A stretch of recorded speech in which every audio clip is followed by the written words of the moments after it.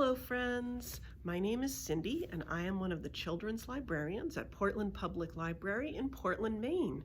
And today we're going to read part 3 of Book Uncle and Me by Uma Krishnaswami. Are you ready for more Book Uncle and Me fun? Chapter 12, Trapped by Words. I am more than shocked. I am flabbergasted, which means stunned, staggered, astonished.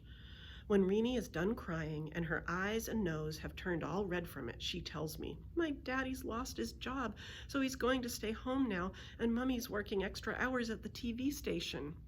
Lost his job? That's what I just said, Renee says. I try to make sense of it. Arvind, Uncle, has lost his job? I know what that means, of course, and it is not good. It is an odd way to say it, I think. It sounds as if you just misplaced the job. Woke up one morning not remembering where you left it or something. When you lose a job, they ask you to leave and not come back, like Book Uncle and his lending library. Mummy's getting headaches from working too hard, Renee says, and to make things worse, she used to do the bookkeeping for the Horizon Apartment Flats Association, and Daddy says he'll do that now to help out. So that's good, I say, isn't it? No, wails Renee. It's horrible. They fight all the time about invoices and bills and why the maintenance company got overpaid 3 years ago. Oh, that sounds bad. And when I try to stop them, Renee says, they say, "Go to your room. Stay out of this, Renee." They say, "You won't understand," they say. Renee's words trap me in their net, so I am speechless. Now I know why I hurt her when I wouldn't talk to her on the bus. When I said, "Oh, how I wish I could take back the thing I said and grind it into little pieces and throw it away." Don't you know anything? How could I say that to my best friend? Chapter 13, No Book. I managed to get through most of the school day until the afternoon. Mrs. Rao says, "Take out your books for silent reading time." And I am frozen. Around me, everyone is getting books, from book bags, desks, from piles behind Mrs. Rao's desk, from the bookshelf in the back of the class. I cannot move. I want to run and get something to read too, but I can't. "You don't have a book, Yasmin?" asks Mrs. Rao. "No," I mumble. "Get one from the shelf," she says. "Come on, hurry. I know what an enthusiastic reader you are." I try to pick a book off the classroom bookshelf. I can't. I stare at the spines of books marching along the shelf. They blur into a stream of colors and letters. I can't pick one. I can't choose. This has never happened to me before. "Yasmin," says Mrs. Rao. I'm the one who tells others about books I've read. Wapa calls me the world's biggest book fan. I'm the one who reads one book a day and will do so forever. What is stopping me now? I stick out my hand and grab a book off the shelf, any book. I go back to my desk. I open the book. The words float together and I cannot read. Someone has to do something about this bad news crashing on us all at once. Renee's father's job, Book Uncle's pink paper. Someone has to do something. Chapter 14, Riddles. The afternoon goes by, and I am getting more and more confused. When I get home, I try not to look at the corner of St. Mary's Road and First Cross Street, because I know how empty it will be. I do look, and it's worse, much worse than I imagined. No book, Uncle, no books. It makes my heart hurt. I do my homework. Then I walk around the house. I try to read the karate book, but the words swim before my eyes. There will be no new book tomorrow, and the next day, and the day after that. My dream of one book a day has gone down the drain. "Yasmin, come and have dinner," says Uma. "Chicken biryani with lime pickle." I love biryani, but today, not even chicken biryani with lime pickle will help. I circle the dining table, circle it again. I can't make myself sit down. "Yasmin," Wapa says, "why are you prowling around like a tiger in a cage?" I fall into my chair and it all comes spilling out. I tell them about Renee's father losing his job and her parents fighting, and how bad I feel about being mean to Renee, and what can I possibly do now? They look at each other. "Oh dear," Uma says. "Oh dear? Is that all?" Sometimes grown-ups can be very disappointing. Wapa makes a cocoon with his hands. He rests his chin on top of it and looks at his biryani. As the peer says, He begins, ever since he did some research and discovered that we are distantly related to an 18th century Tamil Sufi saint. Very distantly, Uma says. Wapa deals with all challenges, big and small, by trying to channel Pir Baba. I groan. Yasmin, Uma warns. She turns to my father as if she really wants to know what the Pir says. Wapa puts on his best Pir-talking look. Pir Baba says, a loving disposition towards one's neighbor lightens the heart as wings. How about that, my Minu? I give up. Why do grown-ups always speak in riddles? Go to sleep early today, Uma says, because you know who will be here at the break of day. Nadira, Wapa says to Uma, but he's looking at me. What? Says Uma. You think Yasmin doesn't know your big brother is a bully and a petty tyrant and wants us all to go live in the village and doesn't like the fact that I have a college degree? Wapa sighs and rubs his forehead. I can see he already has a headache coming on. I go to sleep that night and dream of the doves in Book Uncle's book. Caught in a net, the doves all fly up in the air together. They carry the net with them. And the hunter?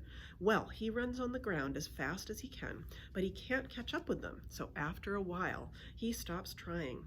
In the end, the doves find a safe place to land. They ask a friendly mole to chew through the net so they can wriggle free. And here's a picture of her dream.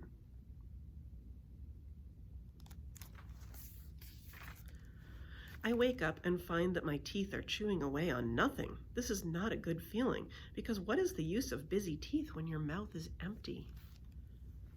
Chapter 15. Not bad? Thud, thump, crash. That is more than the day breaking. It is Rafiq Uncle. I run out of my room to see what's going on. Rafiq Uncle's baggage, it seems, got dropped on the floor. That's why he is now yelling at the Eastry lady's son, Selvaraj. What do you think? This is a sack of onions? That suitcase costs money, my boy, money. Selvaraj is straightening up the suitcase and trying to dust it off. He is trying to say it was a mistake and he is sorry, but no one can get a word in once Uncle Rafiq gets going. Oh, Yasmin, is it? Rafiq Uncle says, turning his attention to me. Selvaraj makes a quick getaway, grabbing the rupee notes that Uma slips him to make up for my uncle's rudeness. Wapa takes my big brother's bags into the extra bedroom. Takes his big brother's bags into the extra bedroom. Uma puts out breakfast. I get a lecture on the evils of living in the big city. Uma has made putu for breakfast, which I love, love, love for its grated coconut and the soft steamed morsels of rice that melt in your mouth.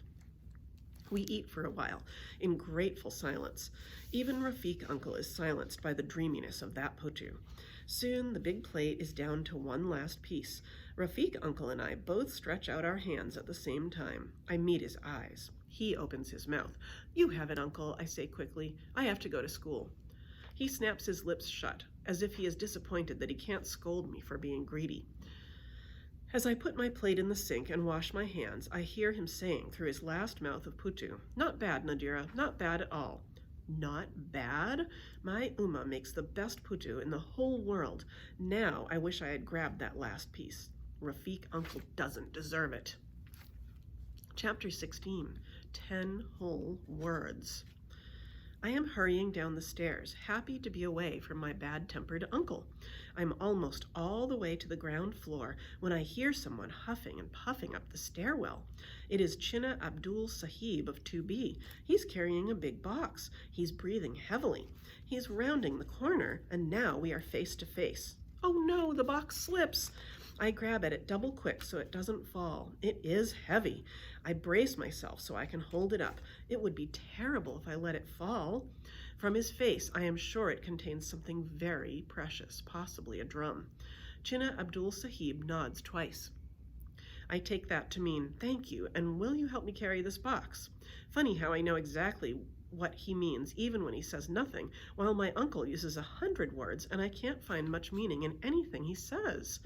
I hold one end of the box with my two hands. Chinna Abdul Sahib holds the other end. I walk up the stairs backwards, and he comes after me, step by step by step. There, we put the box down carefully outside 2B. Then Chinna Abdul Sahib pulls out a bunch of jingly keys and opens his door. I help him lift the box over the threshold and place it on the floor. Is that one of your drums? I ask. He scratches his beard. He stares at the wall. Then, "You want to see?" he asks. "You could knock me down with a feather, which means that I'm very surprised. In all the time that I have seen Chinna Abdul Sahib coming and going, I don't think I have ever heard him speak a single word. He opens up the box. I take a peek. I was right. It is a drum, a giant pot drum." "What's that?" I point to the shiny flecks showing through the clay. "Brass," he says, for a ringing sound. "They make this clay pot with bits of brass? This is one thing I have never come across in a book." He knocks on the pot with his knuckle. It rings, it sings, it has a voice all its own. I can see why Chinna Abdul Sahib does not need to say much. His Gautam does all the talking. A clock strikes from somewhere inside the flat. 8 o'clock. "I have to go," I say. "I don't want to miss my bus."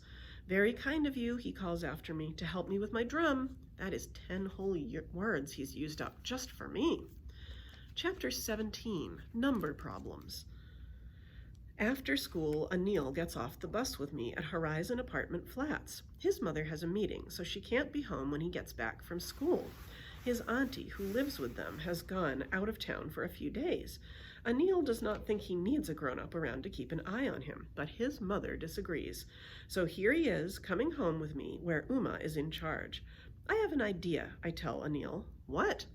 I am all ready to throw our bags down and get a snack and then head out of the flat to carry out my great idea, which is all about being someone and doing something. Uma insists, homework first. We get to work. We have no choice. Soon there is no sound from us but rustling pages and scratching pencils. We finish our history homework, then Hindi. We finish reading our Hindi pages, and then we have to answer questions about them. I decide that I like Hindi with its lines on top, so the letters hang down like rows of election campaign flags. My lines and strokes don't always come out even, but I like doing them anyway. Anil is wriggly, but soon he says he's done too. That leaves a page of number problems between us and my plan. Ready? We work on these together. There is no sign between the numbers. Plus, minus, times, multiplication. We have to fill them in. Go, says Anil. 50? 32 equals 18. Minus, I say. Anil, your turn. 88? 22 equals 110. Times, Anil says. No, pay attention. I am paying attention. He looks again. Oh, plus. Back and forth we go. Anil gets a few wrong and then a few more. Sometimes he seems to make wild guesses. Maybe he's just fed up. I know the feeling. Then, hooray, we get to the end of the number problems. Want to go downstairs, I say? Hi-ya, says Anil, leaping up in joy. We tell Uma we're going out. Come back before it gets dark, she says. Okay, Uma, I say. Okay, Auntie, Anil says. Uma hugs us both at the door, which makes Anil do a quick block punch. Be careful, warrior, Anil, says Uma, and he grins. Anil wants to know what we are going to do. Wait, I tell him. Just wait. Are you going to call Rini, he says. I nod. Yes, that's part of the plan. Chapter 18, A Delegation. We stop at 3B. We invite Rini along, and she says, yes, she'll come, and we are 3 again. Rini has brought us our sticky tamarind sweets. We pucker our lips over their mouth-watering sourness. Our flippy-floppy chapals slip-slap down the stairs and into the compound, under the coconut palm and the frangipani tree that drops its pink and white flowers on top of the Istri lady's booth. What's chasing you, chickens? She demands. Do you know where Book Uncle lives? I ask. She throws her head back and laughs out loud before whirling around to spit a stream of betel and tobacco juice at the ground behind her. She turns back to us with a red-toothed grin. Wappa says that stuff can kill you. I don't see the Istri lady ready to fall over yet. I know where everyone lives, she says. Then she bellows, Selvaraj. Her son runs back from the corner tea shop where he's been chatting with the auto rickshaw drivers. He rushes to a smart stop like a soldier reporting to his commanding officer. Selvaraj takes over the ironing booth, and the Istri lady marches us down the road and left at the petrol bunk. Past Celebration Suites and the La La La restaurant, past the Mercury Medical's lab and pharmacy, 3 doctor's offices, a dentist, and a phone repair shop, which is also a phone, fax, internet copy place. All the way past blocks and blocks of houses and apartments we go, to a tiny little house that has almost disappeared under the leaning down branches of a giant mango tree. I knock on the door. We wait. Shuffling noises sound from inside the tiny house. Then, goodness me!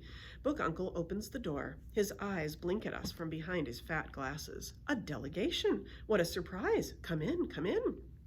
The house is so small that when the Istri lady and Reenie and Anil and I step inside, we fill it up. There isn't only enough room for Book Uncle, the 4 of us, and the shelves and shelves of books. What a lot of books! Hundreds and hundreds of them. Boxes of books are stacked on the floor with just enough room for a person to walk around and between them. The book smell in the air turns me dizzy with joy. When I grow up, I will line all the walls of my house with books just like this. And that is the end of part 3 of Book Uncle and Me by Uma Krishnaswami. And tomorrow we will read more. I hope you enjoyed this. I had a lot of fun reading to you. My name is Cindy. I am one of the children's librarians at Portland Public Library in Portland, Maine, and I will look forward to seeing you again tomorrow. Bye-bye, friends.